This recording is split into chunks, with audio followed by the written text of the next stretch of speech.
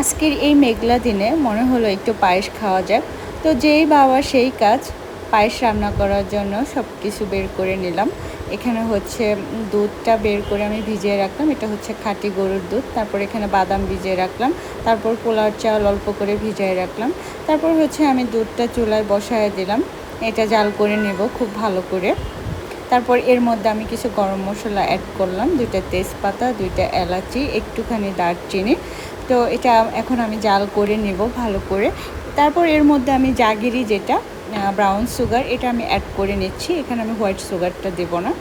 তারপরে হচ্ছে আমি এখানে কিছু ওই চাল যেগুলো ভিজিয়ে রাখলাম ওগুলো হচ্ছে আমি এখানে হাফ সিদ্ধ হতে দিলাম পানিতে।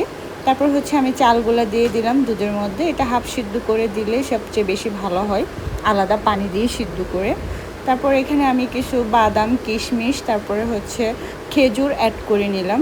তো এখন আমি এটা আস্তে আস্তে মাঝারি আঁচে খুব ভালো করে জাল করে নেব, একদম ঘন হওয়ার আগ পর্যন্ত। এটা আমি খুব বেশি ঘনও করব না, আবার খুব বেশি পাতলাও করব না, আমার একটু পাতলা খেতেই বেশি ভালো লাগে।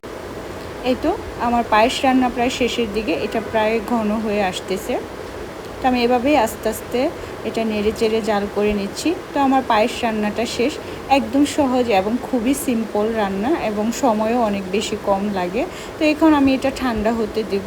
এই তো এটা এখন একটু ঠান্ডা হয়ে গেছে, এখন এটা আমি সার্ভ করে নেব। মিষ্টি জিনিস একটু ঠান্ডা হলেই খেতে বেশি মজা লাগে।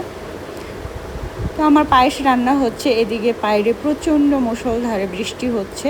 বৃষ্টি দেখতে তো সবারই ভালো লাগে, বৃষ্টির সাউন্ড, বৃষ্টি পড়তেছে, এগুলো দেখতে খুবই ভালো লাগতেছিল। তারপর হচ্ছে এই বৃষ্টির মধ্যে আমার বাগান বিলাস গাছটা এত সুন্দর সতেজ হয়ে গেছে, মানে ফুলগুলো এত সুন্দর লাগতেছিল, তাই ভিডিও করলাম একটু আপনাদের সাথে শেয়ার করার জন্য। এই তো এখন বৃষ্টিও কমে গেছে। আর আমার পায়েস রান্নাটা কেমন হয়েছে সবাই জানাবেন।